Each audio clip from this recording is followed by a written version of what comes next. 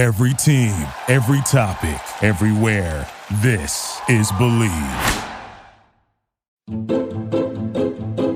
Welcome to Sugar Coated Murder Podcast, a brilliant true crime podcast hosted by two zany sisters, all while baking up delicious treats in their kitchen.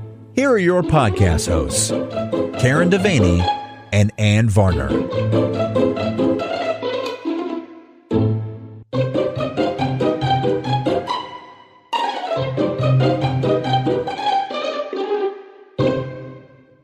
Y'all, welcome to Sugar Coated Murder Podcast. I'm Ann Varner. I'm Karen Devaney. And here we are.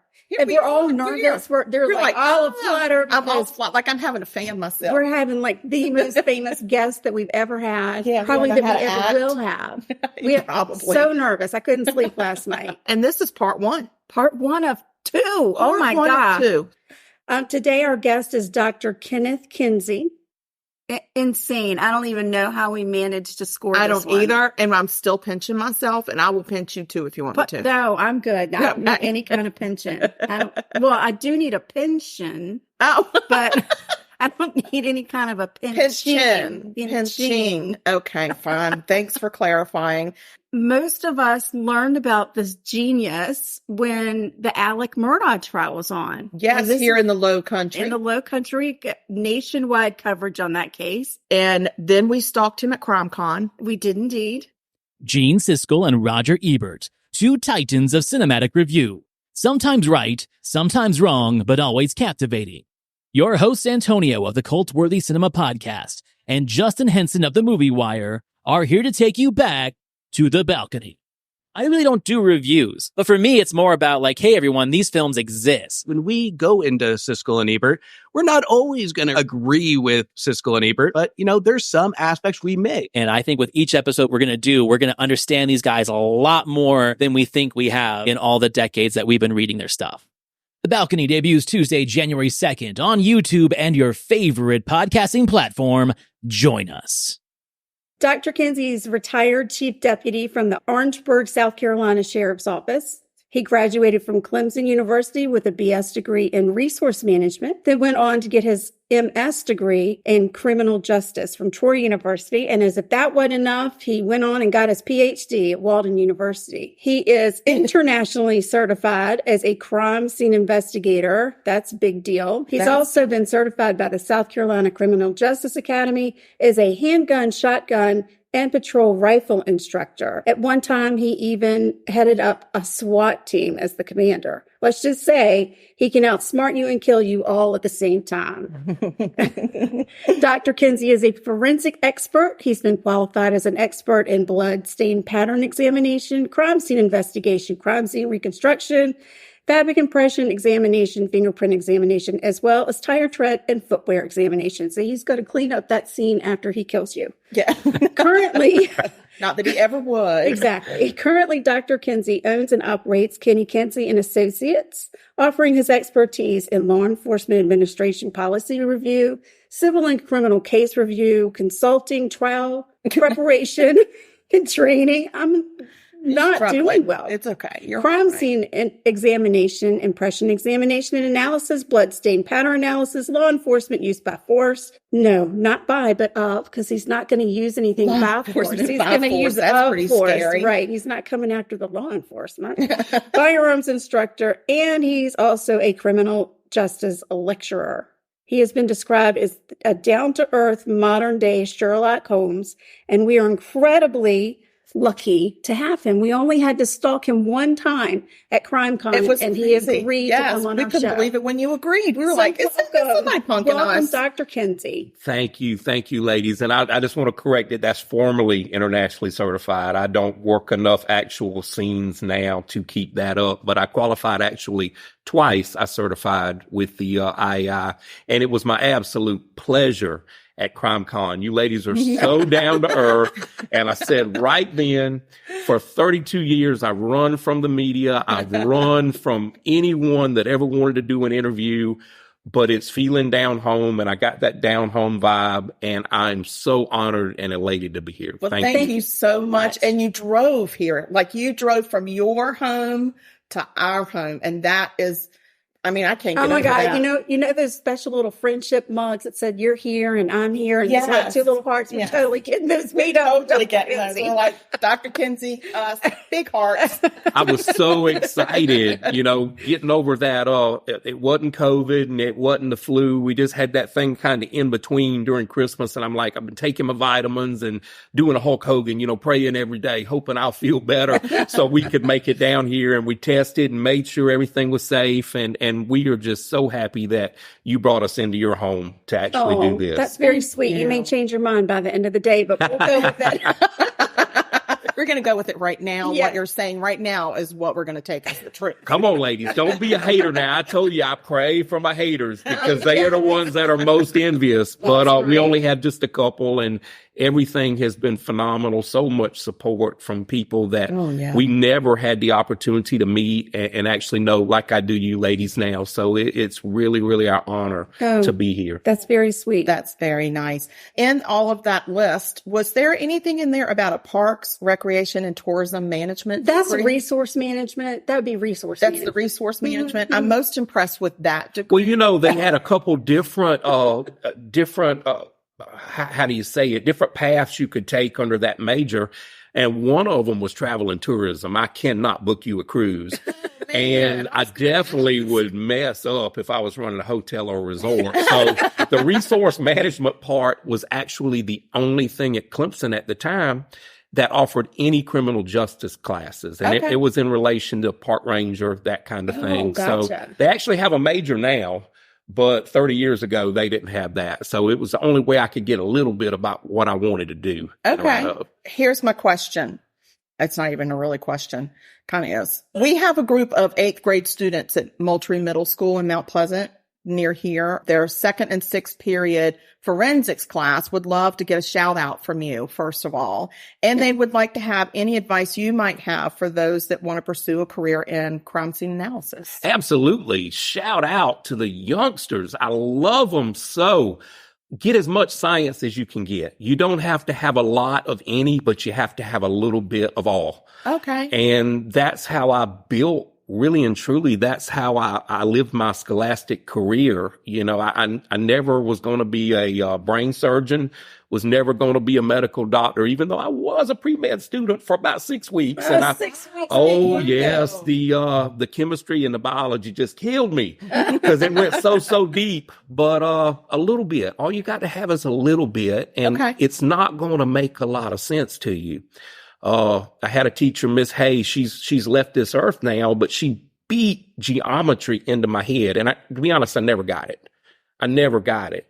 When you start working in bloodstains and you go to these classes and you're learning how to figure out an area of origin and a point of origin and you're running your strings, it clicks. And you're like, they didn't waste their time. I am going to use this. Right. So just a little of everything and you should be okay. And if you really, really want to do this career, the world needs you because the young generation now, they don't want to do this. And it's definitely a need for it. And I think we have tried to make ourselves too smart because the old timers, which I'm quickly becoming one of, the old timers wanted to hold on to that science. So they tried to make it more and more and more difficult in the interest of raising the efficacy level and making it a better science. And I really believe what they've done is they bogged it down. Right. And, that's why I tell people I don't make the evidence. I try to make the evidence easy to understand. Right. And I do it or try to do it in an Andy Griffith kind of way. And so far, I've been able to relate with people and it doesn't really matter what the world thinks about you at the time. I mean, I appreciate people supporting me, but you have to relate to that jury. You have to pick out those men and women because remember, you don't know where they're from. Right. You don't know their background. You cannot judge them by looking at them. So you have to find another way to relate and you do it with your eyes. Right. And when you can lock eyes with them and you can relay that evidence to them in a way that they understand And I used to say, I dumb it down. No, I'm not dumbing it down. I'm bringing it down to my level. And they understand it because they are the real judges. You know, we call the gentleman or the lady in the black robe the judge, but really and truly, they're the referee. Yeah, Right. that's true. They are not the judge. They're in charge for all those, your honors out there. They are in charge, but they are the referee. Right. And so you have to relate with that jury. And sometimes it works, sometimes it doesn't. But I like to find a smile or someone that will look you in the eyes and not turn their head. And I like to keep going back to them. And it shows that you're genuine, and it shows that they are genuinely interested. And, you know, you get half of that jury that is relating to what you're saying. When they go back there and start slinging plates and cups and doing their deliberation part, you never know where it's going to go. Right. It's very true. But it's important that you, number one, you're accurate. And to those youngsters, again, you got to have that science background, but you don't have to talk like a scientist. Okay. As That's long good. as you've got the premise behind it, the rest of it's easy. If you're telling the truth, then you're going to tell it the same way every time. And you can make mistakes, and don't be scared to say, I don't know, or don't be scared to admit when you make a mistake. Right. Because, you know, none of us walked on water. Right. And, you know, if it's taught me anything, it's just, you are fallible. You know, I'm not famous, I'm infamous, but I can live with that. And just the thousands and thousands of supporters let you know that what you do is appreciated. Right. Good. Yeah. That's very good. So when did you decide that you wanted a career in criminal justice? My whole life. Really? Yes, ma'am. It was going to be on one side or the other. And like I told, I think it was Miss Chanley or one of those other wonderful people I've met, I'd have made a real bad Hell's Angel. It wouldn't have worked. My mama was a police officer. My dad was a police officer. So you've got So you're some born background. into Oh, yeah. Okay. And I So when can't. you all played cops and robbers, you were always the cop. Always. Yes, ma'am. You know, I'm the one that I couldn't be on death row because I have no patience. And I'd be like, don't worry about the appeal. Let's just get it done right now. And so I was always the one that when I messed up, I would tell on myself. Oh, yeah. Because I found out it was just, you know, if you mess up, fess up, makes it easier. And I always tried to do the right thing. I mean, I don't even speed. And that's not trying to make me sound like I walk on water, because I do a lot of things that probably you shouldn't do.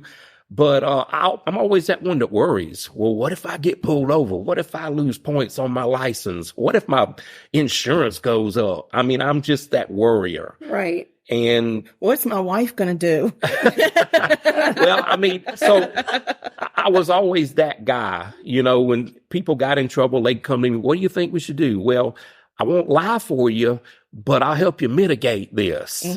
And that's just how it worked out. And when I got into the crime scene part of it, like you mentioned earlier, you know, I thought I was going to be the tactical dude. I was going to be G.I. Joe kicking down doors. Sounds like you were for a while. Well, I was, and I was kind of effective at it. But you get to a point where you start aging, and you're like, I don't know if my body will let me kick doors every day or ride around in an armored vehicle every day. And I don't want to go to the gym. I'd rather go to the library. And you get to a point to where you say, where can I advance my career without putting my body through this anymore? Right. I was fortunate in an unfortunate situation. We had a natural death, and the lady had been in the house for quite a while, and my whole shift went. And everyone, the sheriff pulled up, the high sheriff. I worked for Sheriff Leroy Ravenel when I retired, which I think is the best sheriff in my lifetime in Orangeburg. But this was several sheriffs ago, and he pulled up, and I was the only one that wasn't sick to my stomach. The whole shift was in the azalea bushes. And I'm like, this is pretty bad, y'all. Yeah, Sheriff, this is bad. And he's like, you're going to CSI school. And I didn't know what that was. This was before Grissom was on TV. Sure. You know, there are a lot of pioneers did this long before me, but I didn't know them. And it just kind of, it graduated from, you know, a 3-week internship to fingerprint school to footwear school to tire school. blood spatter school, and Yeah. it just kept going. And I was gone from Orangeburg for about 6 or 7 months. Oh, wow. I'd come to sign my timesheet and pick Right. up my check, and that was it. I was just fortunate to be in a place where we had a lot of violent crime, and I got a lot of experience in a little bit of time. And then going on to SLED was just a wonderful endeavor where we worked 46 counties. I had a Whoa. we worked with a partner, and it was a 2-week rotation. You had 1 week where you worked scenes, and then you had another week where you were backup in case the other team, got bogged down. So, your numbers really go up high when that happens. And you see some experts on TV, I've worked 22,000 death scenes. All I say is do the math. There's 365 days in a year, and you're 42 years old. So let's figure this part Did you out. start working when you were 16? Exactly. And, some scenes take weeks. Of course. That is the exception, but some take weeks, but you have a lot that takes several days. Mm-hmm. Then you got family time, you got weekends, you got sick time. The math doesn't work. No. And I truly, boots on the grounds, was over 850. And I've worked, 25 to 30 since I testified in Murdoch. So, I try to keep an honest number.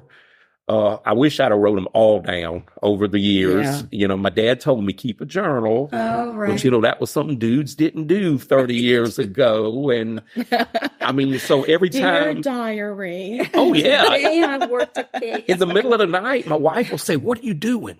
Who you texting?" I said, "Me." Oh. And she's like, "Why?" I said, "Case popped in my head. I remember this one." So now I'm about a third of my cases. I can name them now, and they're on my CV, and every couple of days, one will jump in my head and I'll go back and do some research. But, it's just been a wonderful ride, ladies. If things came crashing down, and I don't think they will, because I have a lot of great attorney friends I've met now, and they call me often.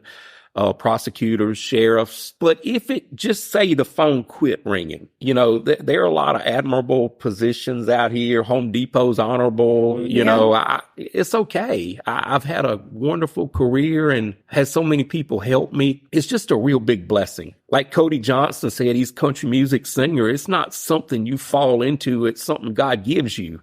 And I think that this career picked you. And God really just reached out. I planned on sitting on the porch and hunting and fishing and maybe working a case or two. And God says, no, he reaches out and he slaps you with something hard. Yes, he does. And he says, no. Don't ever plan, because God's going to make you go, what was I thinking? And, I've run from a lot of things God says do in my, 50 plus years.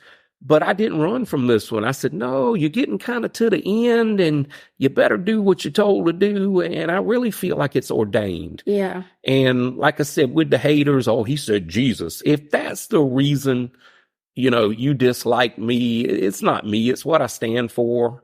And I've tried to give credit, since February and March, or whenever the first time I ever got to speak with a member of the media, I've tried to give credit to everyone who brought me along this ride. Sure. Because I was the little spoke on the wheel. It's just, I had so many supporters out here that liked what we did, and it just worked out that way for me. And history could be different. Right. Of course. But it just worked out. I never had a plan. I never expected it. Like I said, Sheriff Ravenel, I said, look, we got a back door. One of the deputies showed me how to get out the back door. My truck's right over there. Come on. He's like, oh, no. You're going out that front door. And when I walked out the front door, life changed. Right. And it changed for the better. And when I get where I think I'm not effective and I don't want to do it anymore, then I'll quit doing it. Sure. I don't think that's going to happen. Well, I hope not, with wonderful supporters. It's just been, ladies, I just can't tell you how happy I am, and I feel undeserving. So because there's so many people do what I do, and they don't get this kind of publicity. So I feel like I have to do the profession. I owe homage to the profession and to all the other men and women out there that wear a badge and a gun. If you mess up, I'm coming after you, but I'm going to support you when you do the right thing. Right. Yeah, that's good. That's really good. Good advice. Really good advice. Okay, my turn. This is the first time we've done a podcast. We've actually prepared the night before. Right. That's how important this is. This has been big changes on your behalf. Big. So what is the case that most surprised you in your career? Probably Murdoch. Really? Yes, ma'am. I have worked double homicides, triple homicides. I've seen children lined up on the floor, Holly Hill 4, where I was just assisting, but I supervised the crime scene unit. And, children lined up and shot execution style, and we're parents, and it tears you up. And, they say God will only give you what you can handle. But we didn't get those interviews. We didn't have people, like yourselves all over, interested in the case. And I knew it wouldn't be the run of the mill double homicide, but I really never expected, I get real letters. People take their time to write me letters. That's crazy. Had supporters that suffer from cancer that, spent money at an auction to have a 30-minute conversation. The jurors calling me in and thanking me. I'm like, no, thank you. Right. Yeah. You had the tough part. My part was easy. This is the most surprising to me. Okay. We're spouting off names on the way down here in cases. And I'm like, look, I worked the scene in that neighborhood when we crossed over the bridge. Oh, wow. And, they come back to you when you ride around South Carolina, and sometimes you can't remember the name exactly, but if you see a photograph, I remember it instantly because, we started with 35 millimeter. Right. film. Right.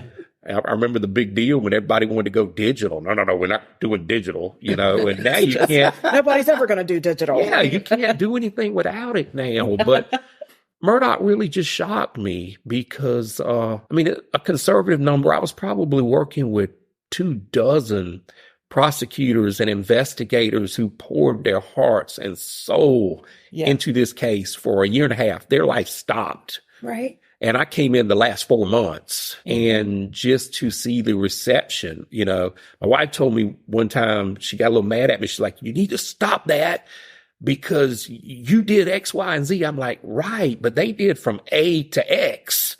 I did the X, Y, and Z. I think that your testimony on that witness stand is definitely probably one of the top two reasons that he got convicted. 100%. 100%. Wow, 100%. thank you, ladies. I think if you were not part of that trial, we may not have seen a conviction. Well, I'm gonna tell you, Creighton Waters. Whew. And he's a prize fighter. He is a prize fighter. And his whole team. His entire team were such a joy to work with. And I'm so glad that they have been recognized on a national stage. They deserve it. And they deserve me time. Heroes. They deserve me time. Yeah. I've stayed away from the group and their photographs and that kind of thing because they deserve this. They just are. Then again, you were such an integral piece of that puzzle. I'm telling you, if you were not part of that puzzle, I don't know that we would have seen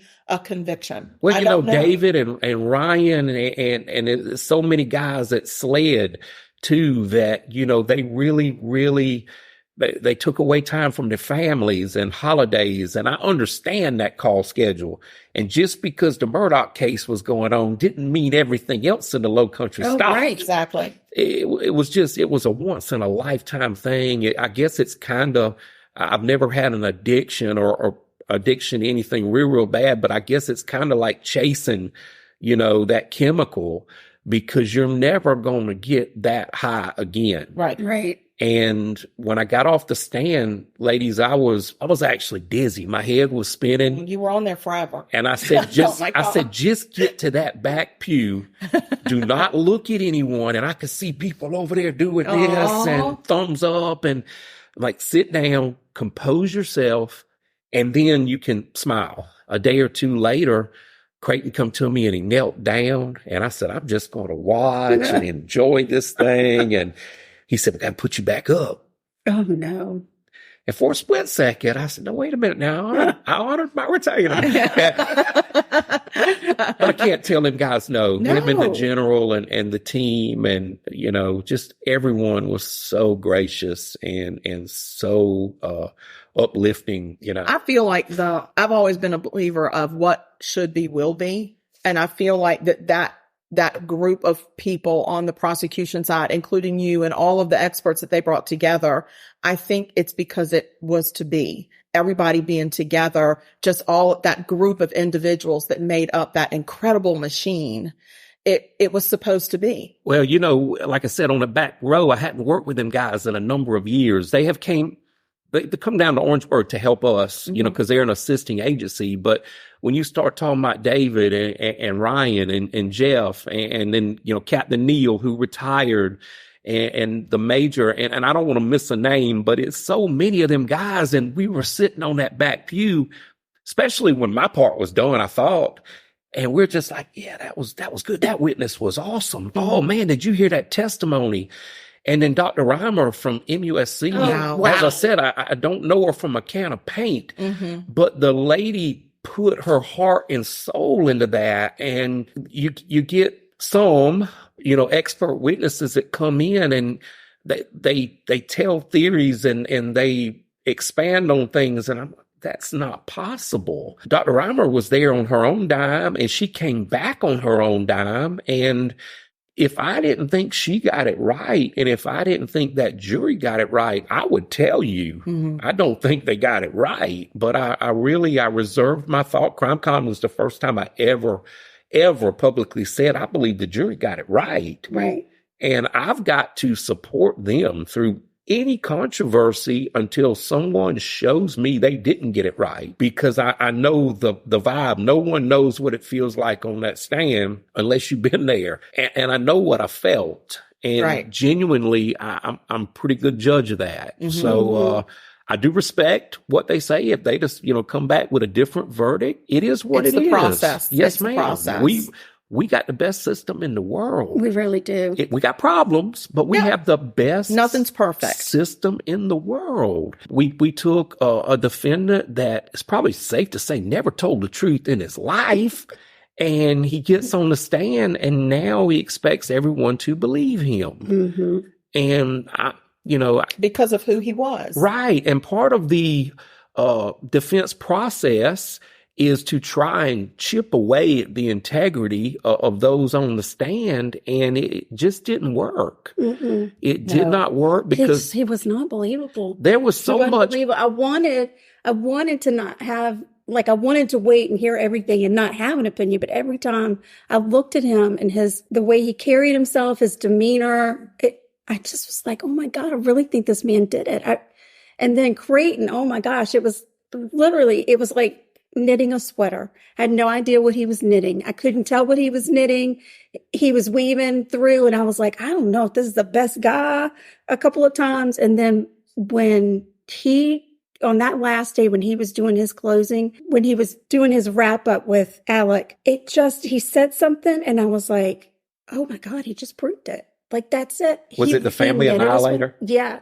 He made a sweater. He did it. That was the sweater he was knitting the whole time. And we couldn't figure it out because we were looking at it in pieces. There's the financial, and I'm like, this financial thing is going on forever. Where are we heading with this? It's a murder trial. And I think a lot of people question, do we need this much information? But in the end, I'm like, yeah, because that was the whole neckline. Right. That was the neck to the sweater. And if you didn't talk about those things, you would have never gotten to the hem of the sweater. No, it was. So you just it had to. Now it takes a fashionista to put it that way, but I agree so much. That's the simpleton in us, right? That's us. We're just knitting sweaters. We don't know how to knit, but we do wear sweaters. See, I was back there. My head was spinning. I was back there too going, Lord. And, I had about 4 suits at the time.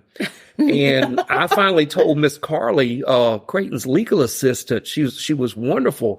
I said, look, they said, you're going to get up tomorrow. Well, that day came and went.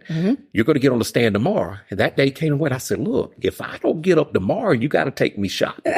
Because I have a rule that I do not wear the same suit twice in a week. Yeah. So something got to happen. Right. And It was just, but I was back there going, Creighton, what are you saying? Oh, yeah. What are you trying to say? And I was in all these meetings, or most of them, but some of the stuff went way over my head if it didn't apply to me. And then when they get to something, I'd be like, well, no, this is here. And they looking at me like a cow looking at a new gate. And I'm trying to, explain to them, what this means. And, then when I did my report and then the defense didn't want anyone to read my report. Well, there's a red flag. In my opinion, though, my report did not hurt them. I just said I can't agree with the original expert. I didn't say he's wrong. Right. I said, this appears to be such and such, but I can't agree with that because of the process. You can't decide what peanut butter your family likes with 5 spoonfuls. Right. When you test 5 samples, that's not scientific. And I just can't agree with it. And I tried to do my own research, and I went and did my own examination, and the piece of evidence, and y'all know what I'm talking about, that piece of evidence was just totally destroyed. And I come back and I wrote my report. You don't want anyone to see it. So you attach it to a motion and send it out worldwide. Does that make any sense? Yeah. Does it? I was a little taken aback. And then when David Owen's mother passed, and we all knew it. Yeah. And, then they attacked him on the stand. Let me tell you, that kid, I call him kid because he's 10 years younger than me, but he's got more integrity than most. And you take his words and twist them. None of us believe for 1 second that if you lie to the state grand jury, there's not going to be someone waiting there with handcuffs for you when you step off the stand. And that's the defense part I don't agree with. You can attack the science, but don't attack my integrity. Right. Because really and truly, nothing Kenny Kinsey did proved or disproved that Alec Murdaugh committed that crime. What I did was disprove some crazy theories from some high-dollar experts. Yeah, those 12-year-old snipers. The Utes. The Utes. The general told me, he said, if you can work that in, he said, I'll give you a gift certificate. But I couldn't do it because it was so unbelievable that the little 5'2" gray men. Yes. Not 5'8". Not 5'8". Not 4 foot. 5'2", maybe 5'4". Yeah. And so I'm like, 12-year-old snipers. Right. And these experts, and I'm not bashing them. Yeah. I'm not bashing the experts. They all have resumes from, to stretch a mile long. I believe it's just the pressure that was placed on them by the defense to just take it. They just took it a little bit too far. It does make you question their integrity. It does. And that's what I said. When someone said, can you prove it wasn't 2 shooters? I said, I can't include it or exclude it. Exactly. It's not provable. But I'll throw out the totality of it and let the jury decide. It come to me when I was on the stand the first time, and I went up and measured it during a break. The stand was 8 inches high, and I'm 5'10". So when I did the recreation with the general, I said, look, I'm 5'10", and I'm at this angle. And now I'm at 6'6", and I'm still at the same angle. I believe that's what resonated with the jury. Yeah.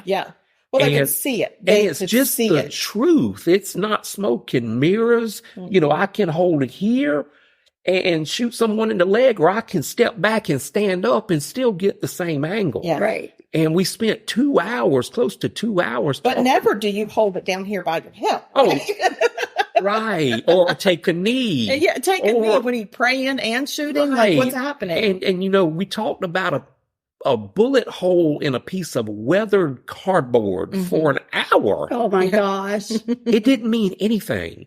But you're trying to make those jurors' heads spin. Right. It's just, like I said, you can be wrong.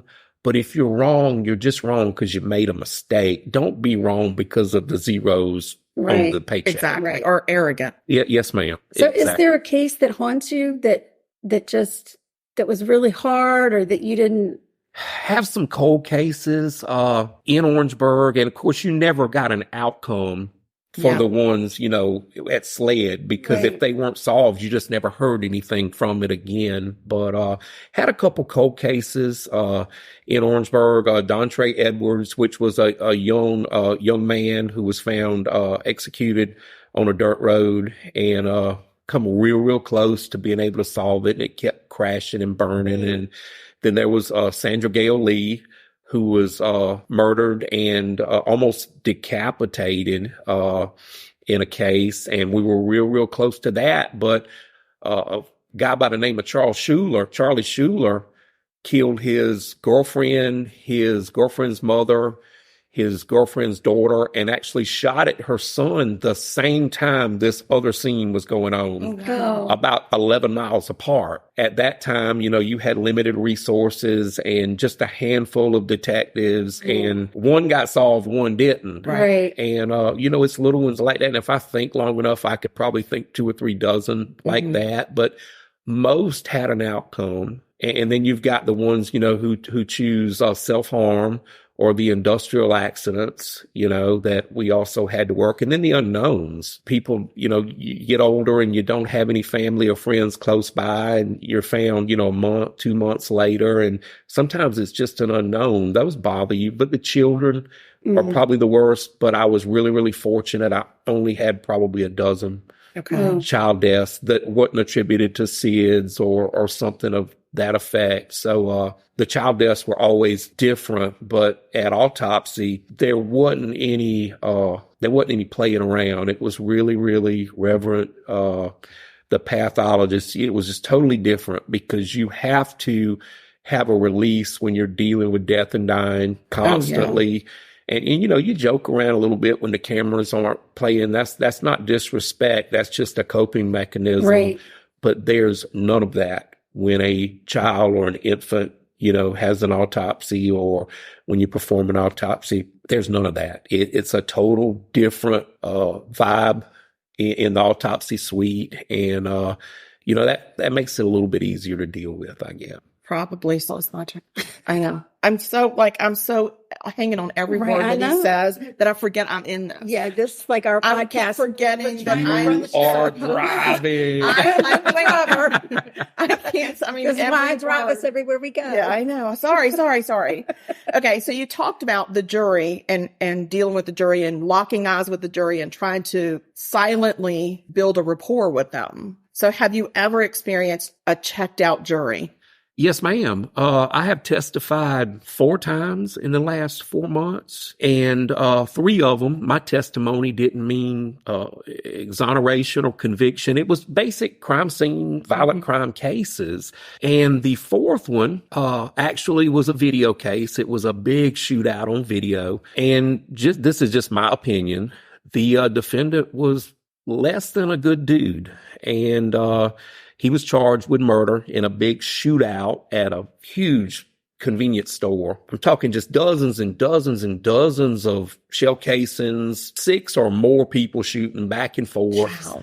I hadn't done a lot of video work. You always wish there was a crime on video to make it easier.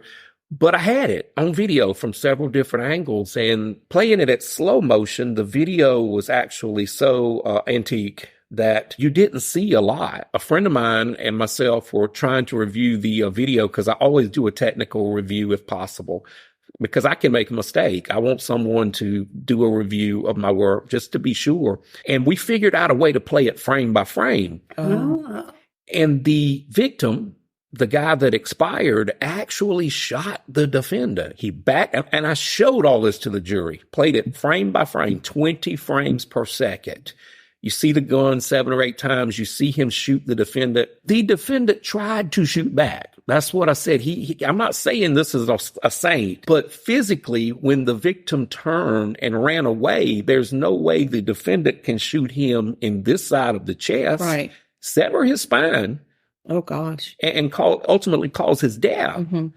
And I showed that to him. And I said, I could look at the shock, panic, and denial on the solicitor's face when I did this. I could tell. I thought they were messing with us. I can tell they really didn't know how to play it frame by frame. Oh, gosh. And I said, well, this system that I've worked in for 30 plus years, they're going to do the right thing. They're going to go back and amend the charges. like I said, I never said this guy wasn't guilty of something. Right.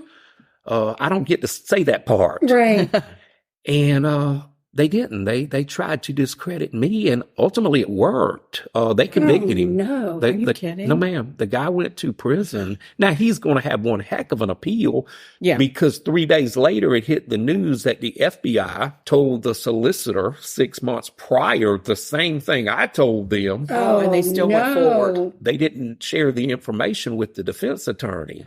Oh, no. The FBI evidently had informants in the crowd. I found people shooting back toward the victim that no one could actually see on video.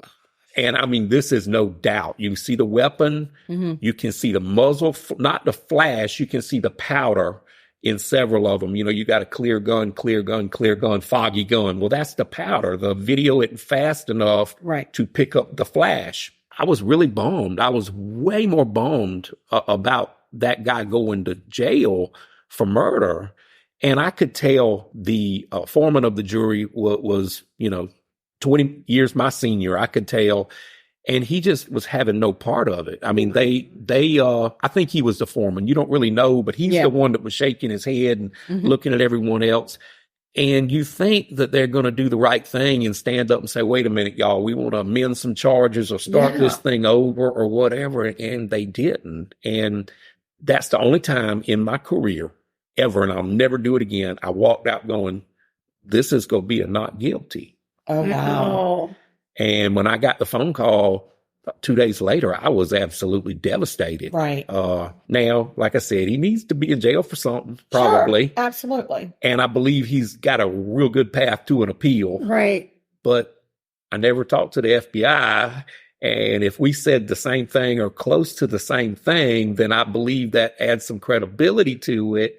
And I just feel like the system, let that it just makes you wonder if the jury just didn't see a bad guy and they thought they need to put him in jail. Yes, ma'am. They saw one guy doing a shooting who is no longer with us, and another guy who was shooting back.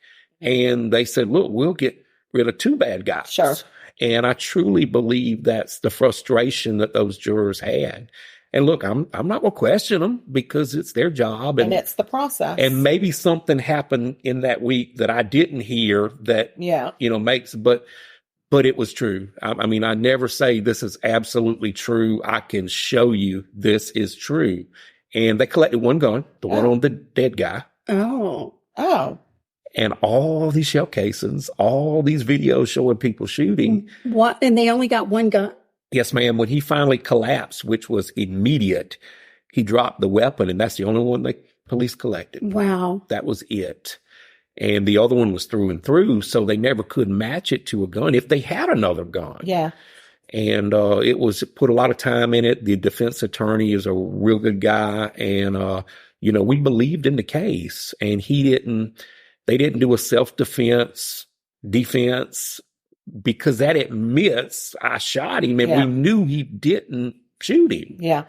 And that one just didn't work. And it's like that sometimes. Yeah. That's unfortunate. So how do you prepare yourself to be an expert witness? Do you have some superstitions? Is there a method to the madness? This has been Sugar Coated Murder Podcast, a deliciously entertaining true crime podcast. Like what you heard? You can always explore past episodes by visiting sugarcoatedpod.com. Don't forget to like our Facebook fan page and share with friends. Thanks for listening to Sugar Coated Murder Podcast. Thank you for listening to Believe. You can show support to your host by subscribing to the show and giving us a 5-star rating on your preferred platform.